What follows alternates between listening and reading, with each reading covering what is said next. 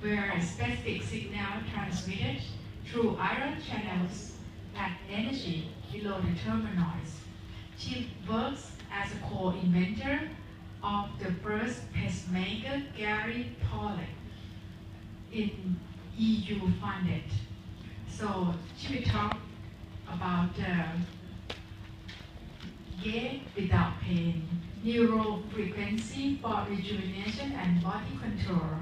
And actually, Dr. James before her is mentioned a little bit about the signal technologies. Please, Dr. Xanya. Thank you very much for inviting me and having me here. It's a great honor to be among you. I will be talking about how we can have gain without pain. Effortless exercise. And what that means, basically.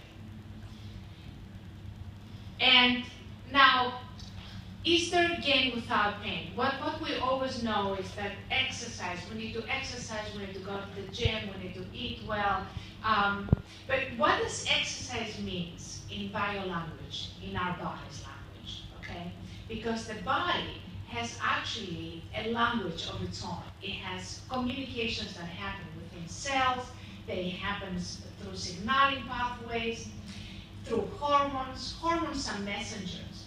So what exercise means? So exercise is a series of signals. It's a conversation between the motor nerves and the brains, okay? So do we need exercise per se to create this conversation? The answer is actually no. And I will let you know exactly why the answer is no. So what happens during exercise? The motor nerve gives a signal to the brain.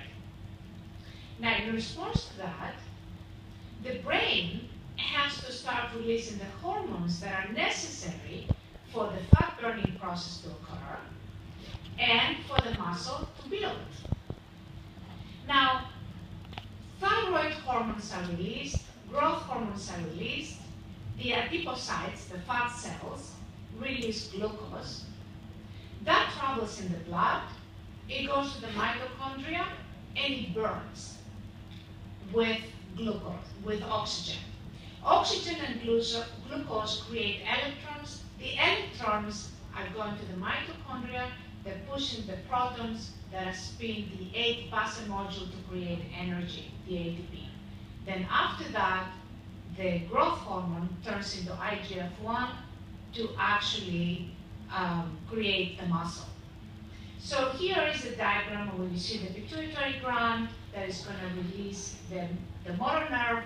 It's going to give the signal to the brain is going to give the signal to the pituitary gland, and this pituitary gland is going to start releasing thyroid hormones or start.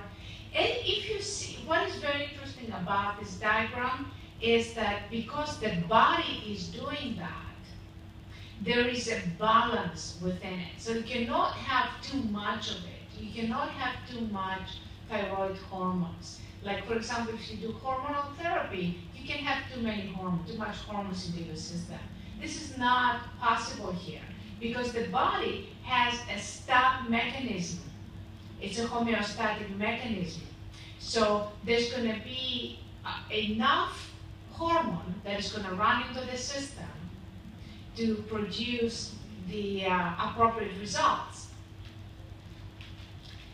Now, the growth hormone is another hormone that is being released, and that will go into the liver, and it's also going to go to the muscle, and then it's transformed.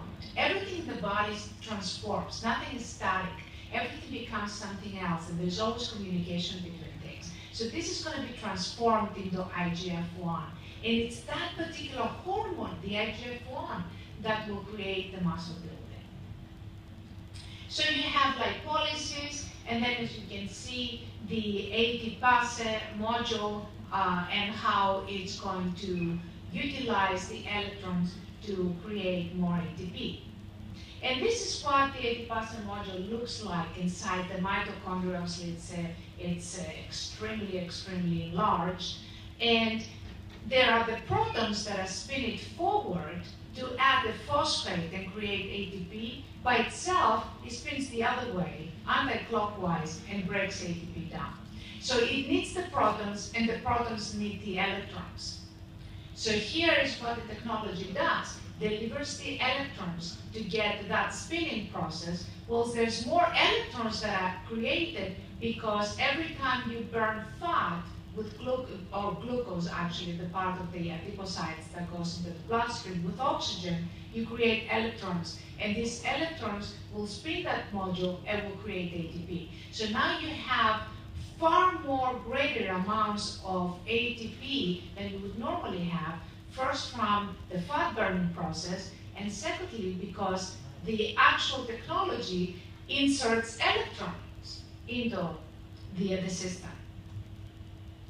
Now, here is an understanding of what growth signaling is all about. So you can see a normal growth hormone, and you see somebody who has low or no growth hormone signaling, and you have somebody in the third one that has very high growth hormone signaling. What does this tell you? It's not the exercise that does the slimming. It's the growth hormone that does the slimming. Because if somebody has a low growth hormone, he's not going to lose weight no matter how much he exercises. Okay, so that is very important. So it's not the exercise, in other words, that does the slimming and the muscle building. It's the hormones that do that. And if it's the hormones that do it, then we can target the hormones through signaling. And again, here is the symptoms of hypothyroidism, and this person is going to be slim and is going to have no energy no matter how much they exercise.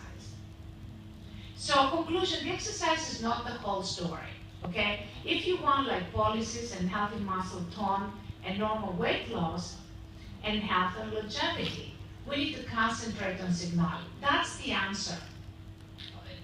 Not to say that you don't want exercise. Yes, you want exercise as well. But you can do the signaling is the trick, is the key. It's not the fact that you just move your arms and your legs. It's the fact that every time you move your arms and your legs, you have hormones that are changing your body.